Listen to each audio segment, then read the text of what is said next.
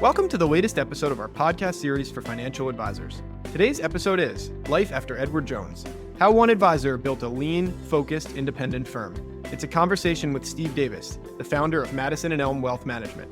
I'm Jason Diamond, and this is the Diamond Podcast for financial advisors.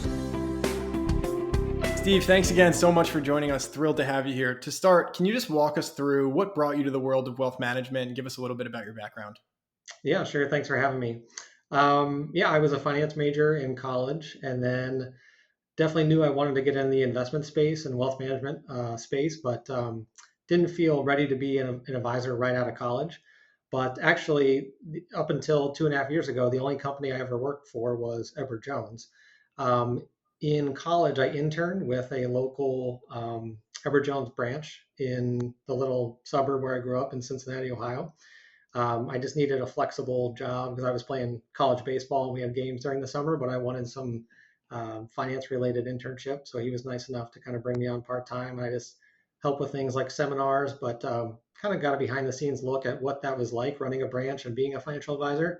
But like I said, didn't really feel ready as a 23-year-old new grad to manage people's money and step right into that. So that internship, though, helped me get a job at Edward Jones headquarters in St. Louis. And so I was actually on the trading floor, not on anything like financial advisor route. It was more home office route. I rotated around different departments to get a feel for different trading departments. And I ended up being on the equity trading desk full time in St. Louis. But I don't know, probably 3 months into that, I realized that the whole cubicle life, just punch in and punch out 9 to 5 salary was not the life for me. And I started looking at different options to get into more of an entrepreneurial type of role. And obviously knew that Edward Jones had the financial advisor route, and that was kind of a natural transition. So I lasted about 18 months in St. Louis on the trading desk, and then met my now wife in St. Louis, but she's from Chicago area. So found an opportunity as a financial advisor in the Chicago area, and we kind of moved back together in 2011, and I started my branch with Edward Jones in early 2011. Wow. And then, yeah. There's a lot I want to get into there. Before we do, I have one. I didn't put this, I didn't give you any advance notice of this. Most important question. What was your baseball position? I was a pitcher in college. I kind of had a suspicion. All Yeah. right. So with that in mind, I kind of want to talk about, certainly want to go down the Jones path and talk about your experience there because I think it will be relatable for a lot of our audience. I also want to talk about this idea, you touched on it, and I think I agree with you. I know I agree with you that there's an age threshold with being a financial advisor. Do you feel somebody coming out of college, for example, is too young to be an advisor? Because I think one of the problems we struggle with in our industry is obviously next gen talent cultivation. So just because you brought it up, do you still hold that view that you think it was good to get some seasoning before jumping into being an advisor? Yeah, so I think it's like two-sided, right? I mean, I think some of the best parts of this career is starting young, and then it takes 8 to 10 years to really catch your stride and get moving. And so the Yep. fact that I started when I was 24, 10 years into it, I'm doing really well, and I'm only Still 34 years young. old, and I have a really Yeah. long runway. But that said, at Edward Jones, you didn't really have an option to like join a team or be a Right. junior advisor. It was just you're the lead guy right away. And I look back at it and I knew nothing when I first started. I was just like relying on the model portfolios and like some vets to kind of help me out. But like obviously, as you get more experience, you're a much better advisor. I think probably the ideal world is to start as like a junior advisor for an existing team and get experience and get the confidence of working with real clients and just learn what you don't know because you're just so new. And then eventually, when you feel confident enough and have the experience to manage wealth on your own.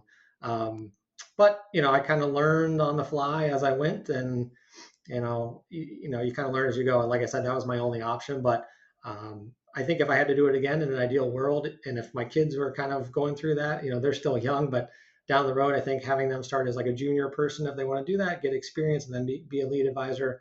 And then I think starting young is great though, because like I said, you've got a long trajectory. Some people start in their 40s or 50s, and by the time they really get the business built up, now it's time to retire. So there's two sides to it, but there's definitely a big hurdle when I was talking to clients when I was 24 and trying to get them to become, prospective clients to clients. And they're like, you're 24, but you look like you're 16. And, I got a lot of comments of like, oh, my my son's 24 and he still lives at home, and like, why should I give money to you? So, it was definitely a hurdle versus someone with a little bit of gray hair and just looks the part is a little bit easier, I think. Totally fair. I appreciate the perspective. I got a little off topic there. I want to make the focus of the episode Madison and Elm, your business now, your transition, and the like. But Yeah. you brought it up, and it got me thinking because I think the latter part of your answer there is kind of what we hear from a lot of folks in the industry. Like, it's hard to go out prospecting to multimillionaires or even 100,000aires saying I'm 23 years old and a year out of college. So Yeah. appreciate the perspective there. Let's Yeah. pivot now to your current independent firm, Madison and Elm. What sort of services do you provide? Tell me a little bit about the firm. And if you don't mind, can you give some context around size also? Yeah. So the name of my company is Madison Elm Wealth Management. I'm affiliated with LPL Financial now. I don't have a hyper specific niche, but I like to say that I serve the millionaire next door. My clients aren't super flashy, but usually it's both of them are W-2, higher than normal earners, good savers. Usually have two or three kids, so they're looking to kind of balance saving for retirement, trying to retire a little bit earlier than 65 and plan for college and minimize taxes along the way. So it's really helping them plan for retirement, take the guesswork out of that. And also, as they get older, they generally want to do some gifting and leave a legacy to their kids as well. Appreciate that. And give me a ballpark sense of how many clients you serve and approximately how much in assets you manage. Yeah, so I intentionally run a very, what I call like a hyper efficient, highly profitable solo practice. So right now it's pretty lean. It's 60 million of assets with 60 clients, households. That's So, great. right around that $1 million average. We've got clients well above that. Then I've got some maybe clients' children that are younger professionals that are below that right now, but kind of nets out to be that $1 million average. No, and you know what's great about that is I think it speaks to the independent space. A, you can manage money for whom you want, and whoever you don't have to. You can be hyper efficient and hyper focused. And because you get to keep more of what you earn, you can run like a lot of advisors, I think, talk about.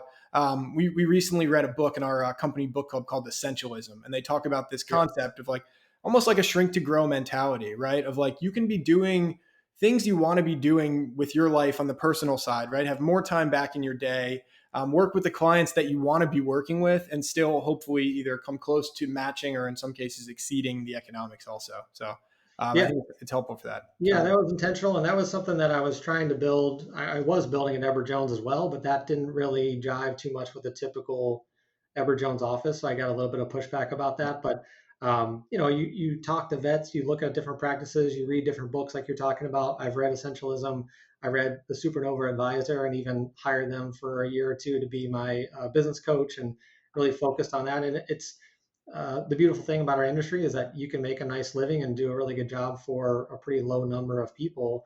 And for me, like, especially what I talked about moving from cubicle life to being a business owner, entrepreneur, I really wanted to have a business that served my life.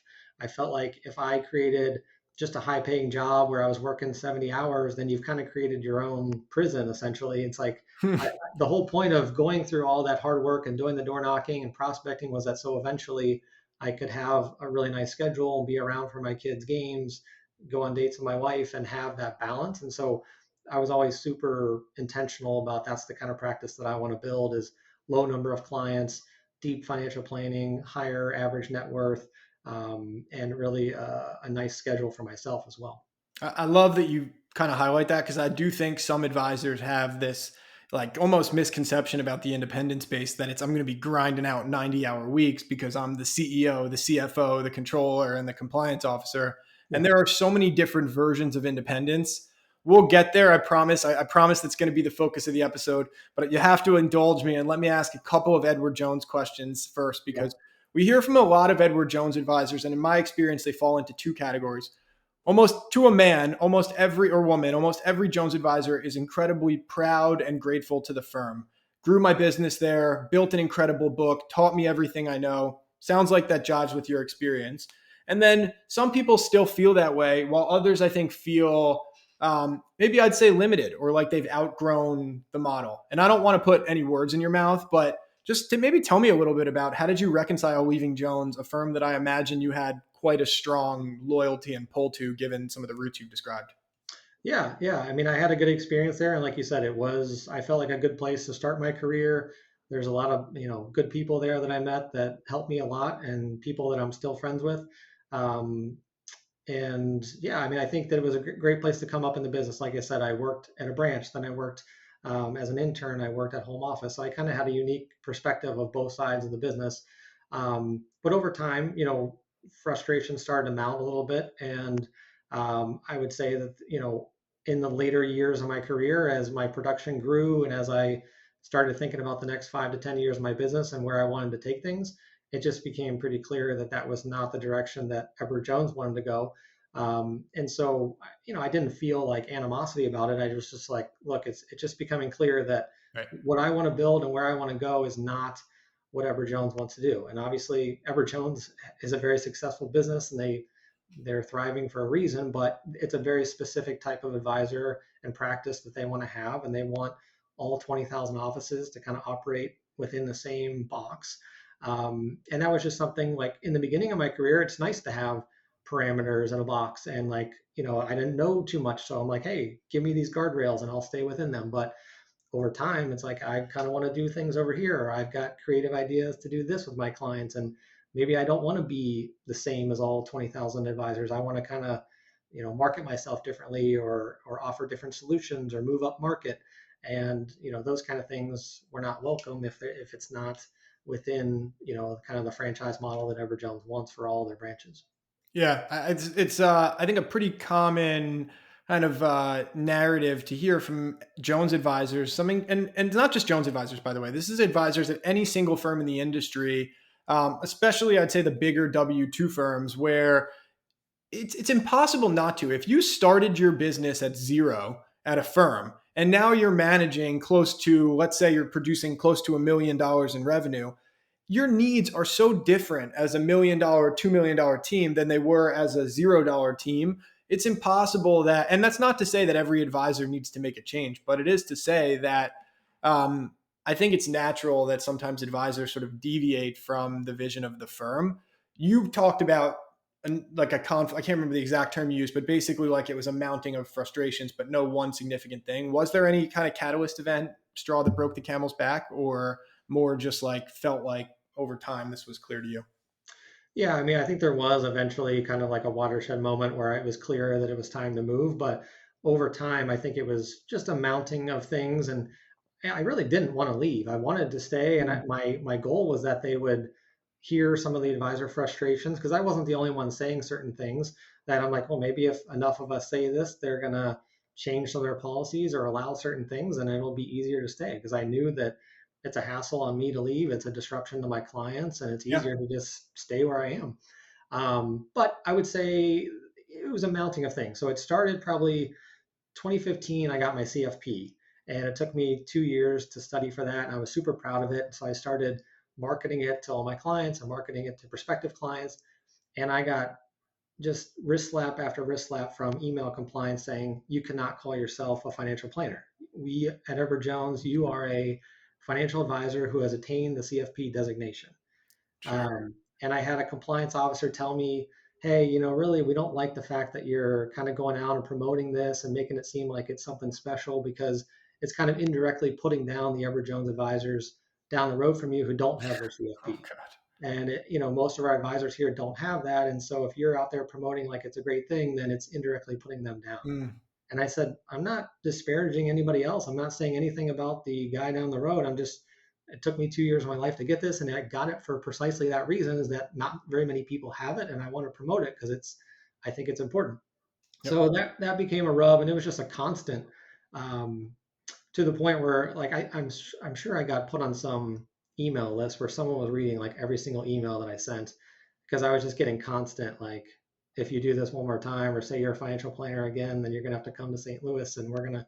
So I was like nervous to the point where I actually made a call to another firm just to have a backup plan, because I'm like, I don't want to just get fired someday because I call myself a CFP and I have no plan.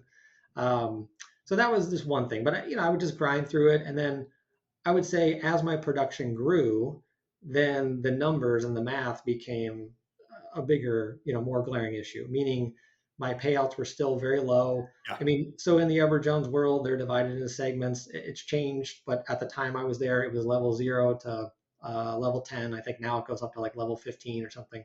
But I was a level 8. So, not no slouch of production. I was one of the bigger producers in the region.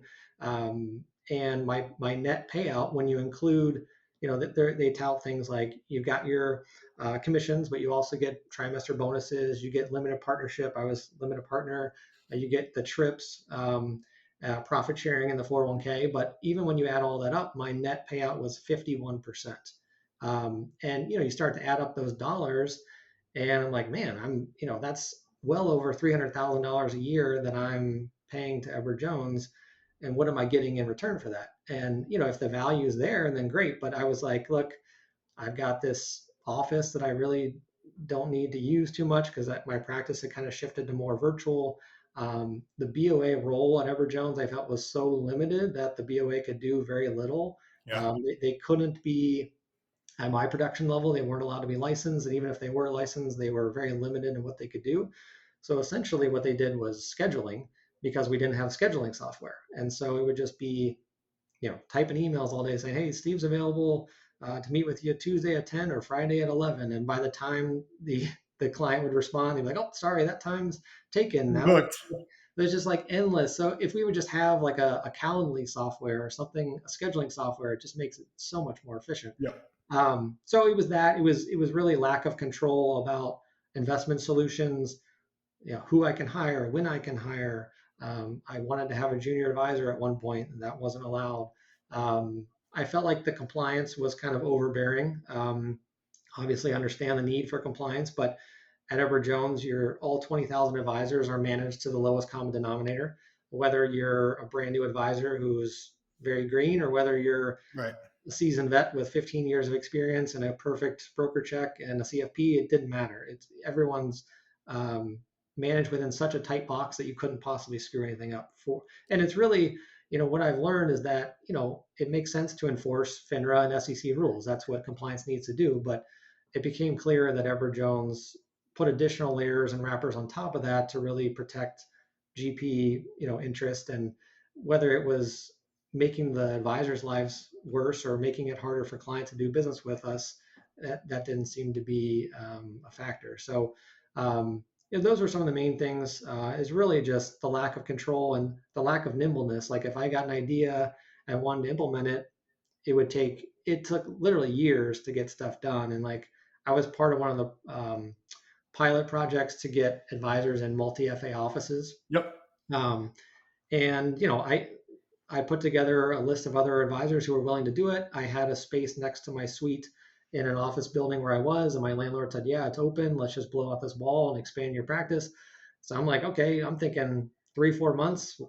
Construction will be in the office, and it took literally 2 years Yeah. to get home office on board and get it's just so much red tape and politics involved, and that kind of stuff. When it would just mount, I just didn't see the need for it. So those are definitely some of the main factors. And then I don't know. You kind of asked about, was there one big moment, and I really think that came when a business owner client of mine sold the business. So I had a really long-term client that was one of my earliest clients back in 2011 that was just a couple of friends that started a business, and they had made their first hire. And so they wanted to start a simple IRA just to have a retirement plan to be able to match their new employee.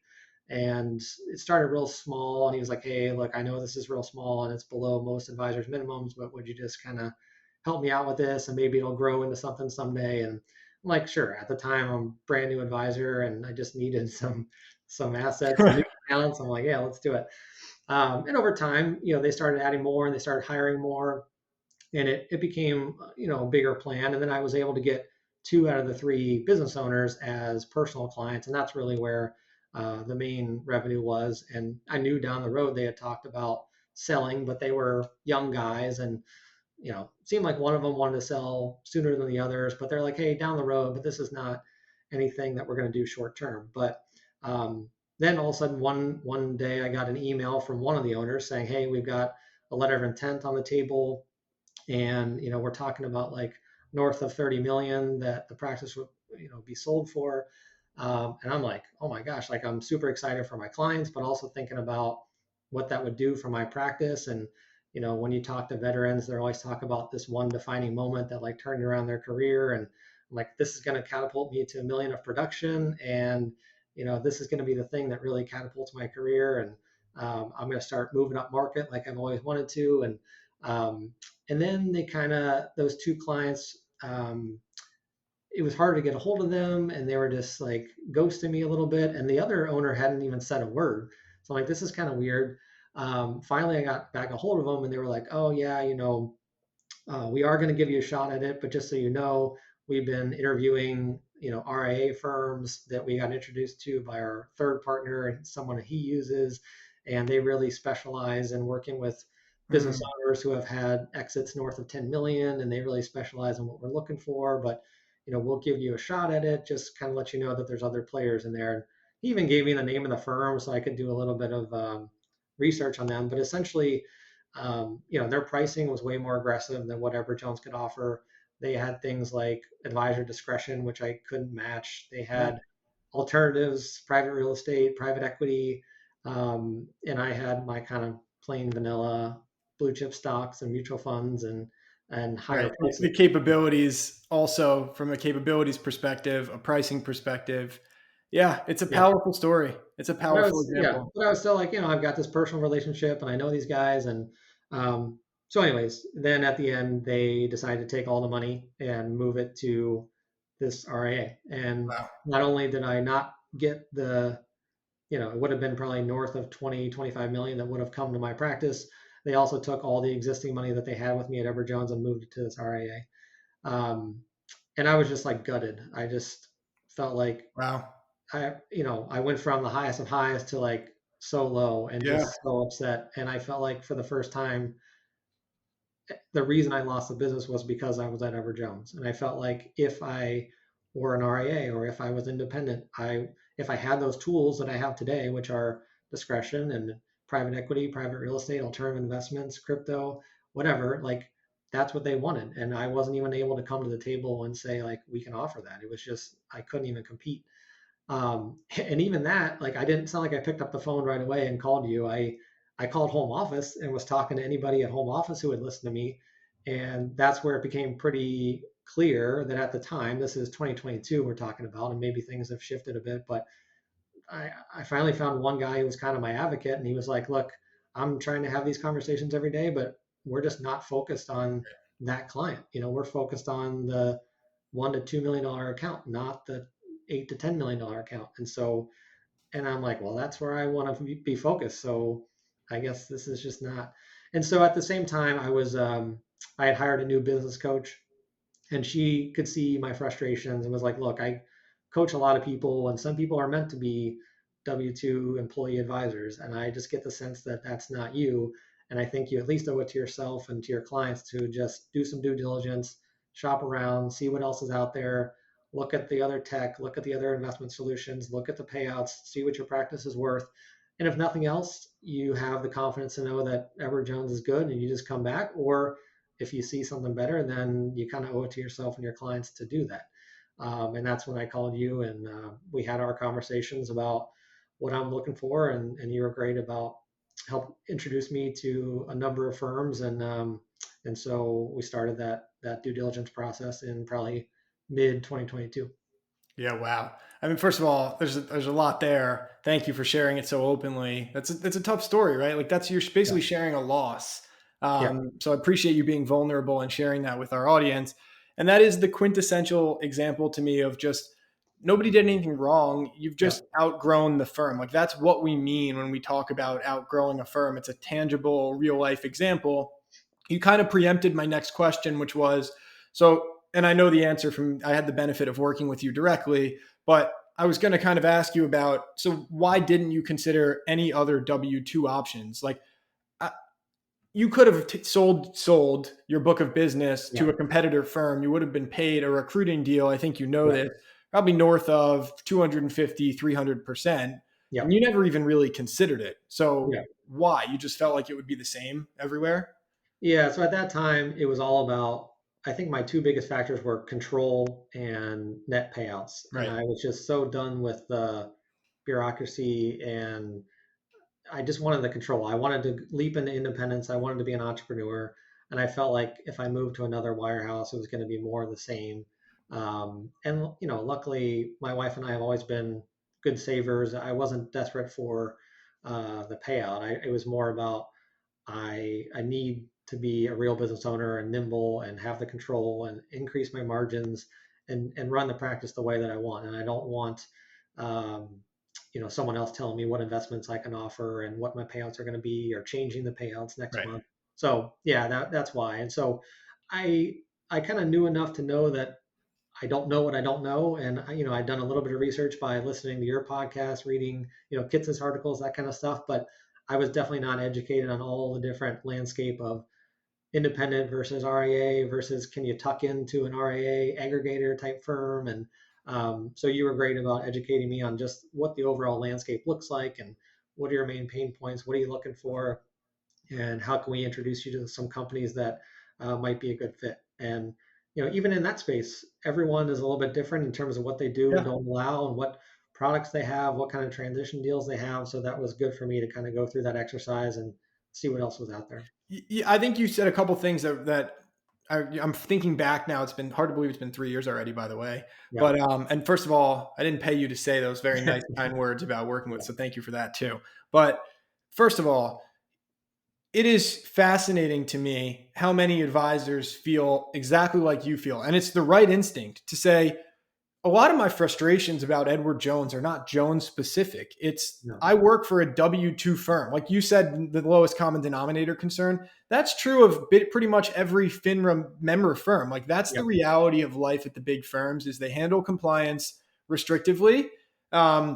They don't color outside the lines an awful lot. So we hear from Yep. a lot of advisors who say, I understand W 2 land and it's just not for me anymore. Like I need greater autonomy. You're right. It usually manifests itself in the form of marketing and compliance. Those are like the two areas where Yeah. typically people talk about autonomy. And then it's like, okay, so you want independence, but that means so many different things in 2025. That can mean you listed, I think, pretty much the right ones. Starting your own RIA, tucking into an existing RIA, a Yep. platform, selling a portion of the business, an Yep. independent broker dealer. So you've landed an independent business that affiliates with LPL. Yep. Why LPL? I mean, they're obviously the biggest in this independent broker dealer space. They're kind of the 800-pound gorilla. What was it about LPL that won you over?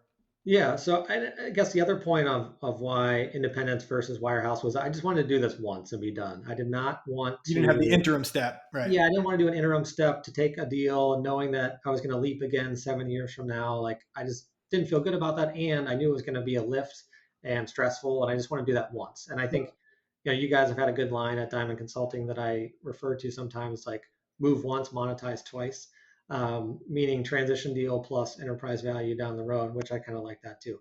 But yeah, back to LPL, why LPL? So I interviewed with I think it was Raymond James, Commonwealth, which is now acquired by LPL. And then I was not scared of starting my own RIA and kind of deep dive into the full entrepreneurship route. But I think at the time, especially the bigger custodians really wanted north of 100 million of Yep. assets, and I just was under that at the time. So we looked at a couple that maybe I could kind of tuck into their existing thing. Um, but I guess just based on the practice that I wanted to run, which was based out of my home, virtual practice, I guess maybe we can back up and talk about that at some point. But I wanted to run it from my house because that was a big thing. I had this Ever Jones office that I hardly ever went to Yeah. because most of my clients, when they retire, they leave Chicago, Illinois, because it's high cost of living and the weather's not great in the winter. So just over time and the more people got used to Zooms and phone calls after COVID, it just gradually kind of shifted to more and more virtual. So there were certain firms that did not want me to work from home. They wanted me to have an office or even just like a permanent little place that was outside the Interesting. home. So that was kind of a deal breaker right away. Some of them, I really liked LPL, the fact that it was um, you could customize it. It was kind of a la carte. Like Yeah. they give you a basic stripped down CRM, financial planning, tech, platform. But if you want to add, CRM to that, you can. If you want to pick your own financial planning, you can. If you want to buy your own research, you can. But if you're not going to use it, then you don't have to pay for it. And some of the other companies that I looked at they had more of a package deal that Right. was, maybe a little bit better payout than an Ever Jones, but kind of felt like an Ever Jones light to me.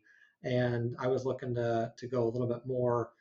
So, LPL just checked all the boxes. I was prepared going into it to give up on a couple factors. Like I thought maybe if I have a higher net ongoing payout, that means that I'll take a little bit less upfront. But LPL was actually came in the way that I wanted to run the business with the highest upfront recruiting deal and the highest net Oh, ongoing interesting. payout. And they had all the tech that I wanted, and like the things that made my practice way more efficient. I would say number one would be my scheduling software, and number two is having discretion on all clients' accounts. Those have been huge efficiency game changers from what I was doing at Ever Jones, and I was able to get both those things. And then they had the private equity, the private real estate, the alternatives, crypto, things that I could do that I couldn't do at Ever Jones. So um, yeah, it Yeah. became a pretty easy choice once I interviewed those five or six firms based on the practice that I wanted to run. And I would say, kind of lastly, I like the fact that Everjohn, or sorry, LPL has a lot of affiliation channels. So they do have an RIA affiliation channel that I can slide to down the road if I decide to do that. So I didn't feel like I had to make that choice, independent versus REA. I felt like I could kind of two putt if I wanted to and just go independent and then like slide to REA down the road if I want to. Yeah. So it sounds like for you, the LPL decision was about kind of a confluence of factors. It checked the boxes you needed. Thank you for providing, by the way, tangible examples of things you could do at LPL that you couldn't at Jones. We get that question a lot. Like, can you provide some specifics? So I think those were really helpful. The ones you listed to me. Yeah, We hear versions of those, but you kind of crystallized it even for me. And I have these conversations all day, every day. One yeah, thing that you did not mention was LPL has recruited a pretty decent chunk of Jones advisors. And that was true around the time when you broke also. It was yeah, probably kind of in the thick of it. I think Jennifer Marcantel had just left to yeah, Ameriprise, which sort of opened the floodgates a little yeah. bit with the Jones folks. So there was people going. Did you view that as a positive or a negative? And in hindsight, has it mattered at all? Yeah, so I would say with the whole Jennifer Marcantel and like that did open floodgates. And at that time, I had never heard more Jones advisors like openly talking about frustrations of Leaving. potentially Yeah. leaving. Um, I think at Ever Jones, you're so region specific that there weren't a ton of people within the Chicago market or in my sphere that were going to LPL. A Right. lot of them seemed like Raymond James was popular, and that's why one of the reasons I looked there, but wasn't the best fit for the practice I was looking to run. But as far as like at a national scale, I definitely viewed that as a positive that LPL had a lot of experience bringing over Ever Jones advisors, so they could provide good data of like here's the average percentage of assets brought over that we can say Yeah. across all the Ever Jones people and give you kind of confidence that this is the timeline. And some of them, if they'd helped enough Ever Jones advisors, they kind of knew some of the Jones lingo and Jones speak of all the different You guys platforms. have your own lexicon. It took Yeah, me some time to yeah. learn as well. So some of them kind of knew that, and how do you convert that to the LPL world? So I definitely viewed it as a positive that they had done it a lot of times. And um, yeah, I mean, they were great at introducing me and providing an attorney who had also done a lot of Ever Jones to LPL deals and kind of knew, how to Yep. handle the protocol and everything. So that gave me a lot of confidence. Yeah. And what about on the client side of things? How did clients react to your move? Because that's obviously probably the single biggest. Well, for Jones advisors, maybe that's the second biggest concern. Maybe legal, TRO, firm's going to sue me. Number one. Number two Yeah. is I got to now go sell this move to my clients. Tell me about that part of things. Yeah, I would say overwhelmingly positive. I think in the end, I was able to bring around 70% of the assets that I wanted to bring over. Um, I did have to kind of pivot my pitch a little bit. I was telling people initially I was so excited that I'm starting my own business, and I think that some people view that as like small, risky, like this billion Interesting. dollar Ever Jones versus just one person, Steve, starting Madison and Elm. So then I really started leaning on the size and the scale of LPL Financial and being a Fortune 500 company, having all the same resources um, that Ever Jones had. But I think LPL's come a long way in terms of brand recognition in the eyes of clients. I think everyone in our industry knows LPL Financial, but up until recently, they didn't run national ad campaigns, and the average client didn't really know who LPL was. So I'm saying Madison Elm, I'm saying LPL, Yeah. and most of them are like, look, I trust you as the advisor, and I want to continue to work with you. And so I think it's great that you're starting your own thing. And how do we do this? And tell me who LPL is, and tell me how you're affiliated with them. And as a conversation like that, but definitely had a couple that were like, oh, this, I feel comfortable with the Ever Jones brand name, and it was interesting because most people said yes, but I heard the same phrase meaning two different things. So some people told me, I don't want change, I want to go with you, meaning I don't want to change my advisor, I want to stay with you, Steve. And some people said, I don't want to change, I'm going to stay with Ever Jones, Mm. meaning I don't want to do paperwork and I don't want to change my firm, I'm just going to stay where I am. And Interesting. yeah, I think, I went into it maybe thinking that my biggest competition was going to be the advisor that they kind of backfill my office with. And so it was going to be me And versus it's him. And like, inertia, right? yeah, so it wasn't that at all. It Yeah. was, it was the brand name of Ever Jones, and it was inertia of just it's Yeah. easier to stay put. It's easier not to fill out paperwork, um, especially if it was more of like a non-responsive client anyway. They're not going to respond to that. And they're going to stay. So Any legal pushback from Jones? no, which was great. That is something that I was worried about. I think something they do a good job scaring people about is, Yes, like, indeed. hey, we're this multi-billion-dollar firm, and you're just one little guy, and I didn't want to get buried in legal fees. But I followed the advice of my attorney and did everything by the book and didn't have any issues. But I think the people that get in trouble. I mean, I'm not an attorney, but if you're printing lists the day before you leave, or if Agreed. you're Please don't. clearly Please yeah, don't. if you're clearly letting people know before you left that, hey, in 3 weeks I'm leaving, are you going to come with me? That's the kind of stuff that people get popped for, and that's the kind of stuff you read about online. Exactly. So I didn't do any of that, and yeah, I mean, some people are caught off guard, and some clients are like, "Oh my gosh, I can't believe you didn't tell me." But once I explained that it's a legal thing and I legally couldn't tell anybody, then they're all fine. And I think the a nice consequence of this is that every single client who came with me, obviously they like me, they trust me, and True. it's a fresh restart of at Madison and Elm. I've got 60 clients who buy into my process, who like working with me.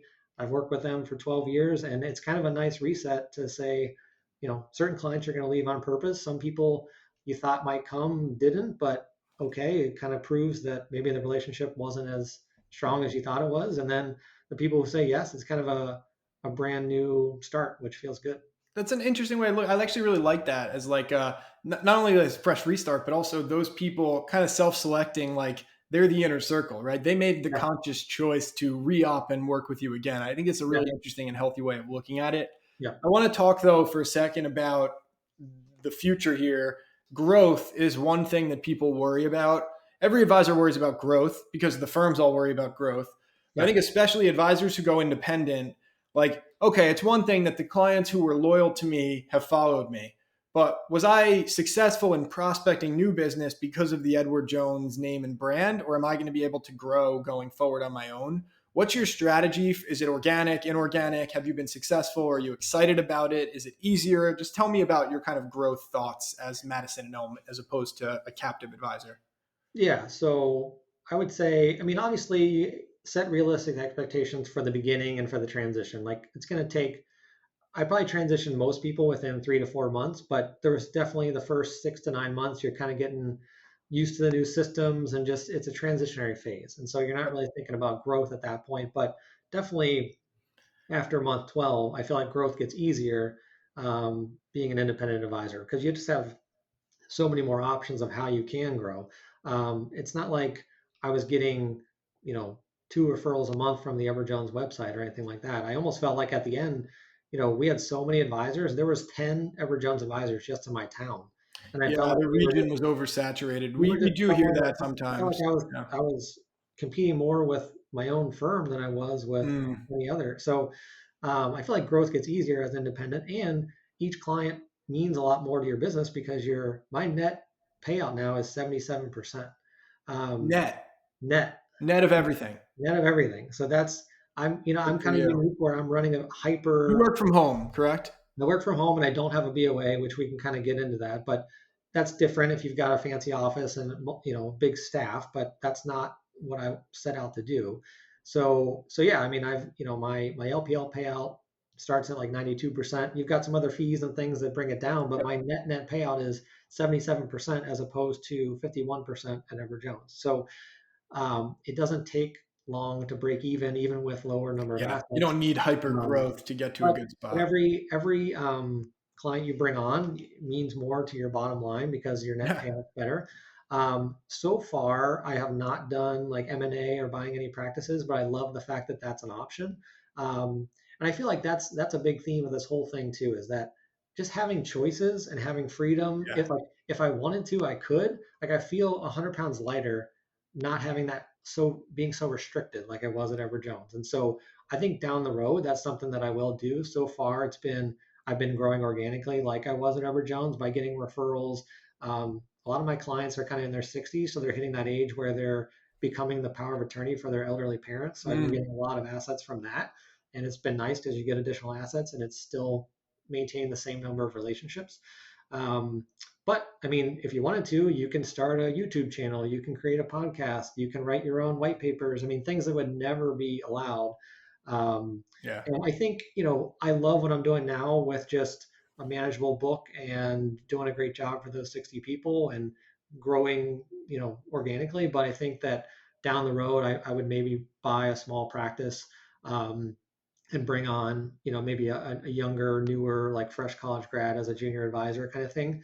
Um, but but yeah, I think that gives me a lot of freedom and it's great that I've got those options that if down the road I want to, I can.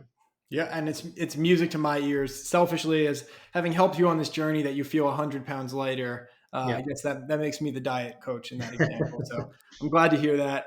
What about you? Talked about the move once, monetize twice. To kind of quote our concept. Totally Yep. agree. You're walking away from a really lucrative W-2 recruiting deal, and part of the reason why advisors are willing to do that is because you can go independent. You get a modest recruiting deal from a broker dealer like an LPL, then you can sell your business. Have you given even the slightest bit of thought to that element, the idea that you can monetize this thing someday, or just too far in the future? No, I mean, I think about it. I mean, we get an annual valuation report from You LPL. do.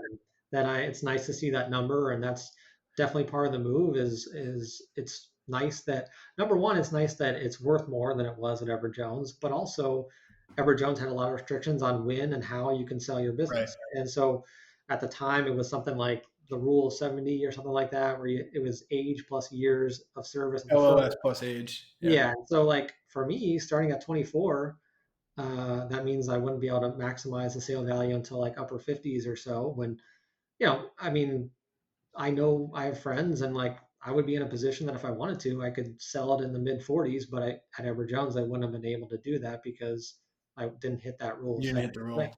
and I know like my kids are still super young, but that was another rub of they were limiting how much you could give to your own children. So these big producers were getting frustrated by the fact that I could only give a certain amount of assets to my kids when maybe you want to keep it in the family. So I guess I like the fact that I can see that number and it's gives me comfort to know that it's worth more than it was. And I've got options of how I want to sell it. I think that I like what I'm doing. I'm 38 years old. I plan to keep doing this for a Yeah. while. And I mean, again, my oldest child is only 8 years old, but the idea that someday one of them might want to join is kind of cool. I think I would kind of kick myself if I sold the business before that and then they decided they wanted to get into the industry. So I think that the only rub that I have right now is if I do travel or something, then I'm the only advisor. I'm the It's sole you. trader. So it's not a big deal if I'm in Florida or Arizona, like I just carve an hour out of the day and respond to things. But, you know, we're not doing any kind of European travel at the moment with young kids. But, down the road, I think about that. Like that's kind of my only pain point is like if I'm 45 and I want to take 2 weeks off and go to Italy, that would be very stressful right now. And Well, what so do you do actually? It's a good question for backup. Advisors worry about this. Just forget Italy. I have a medical emergency. God forbid, I'm in the hospital for a day. Do you have a virtual assistant? Do you have any sort of backup? I don't have a virtual assistant right now. I mean, I think if you had a medical emergency, there's like backup you could get through LPL's home office. There's like licensed advisors, or they can call directly to the trading desk and get Gotcha. trades placed. Um, but I guess since you brought up the virtual assistant thing, I mean, I don't know if you want to talk about having a BOA, not having a BOA.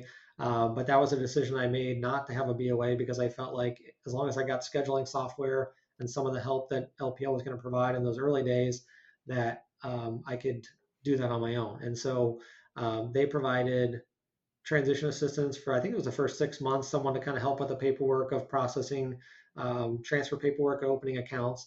And then I did hire a virtual assistant, just like a virtual admin to kind of help with some things like vendor held assets, like 529s, insurance policies, things like that, and kind of help teach me some of the LPL system.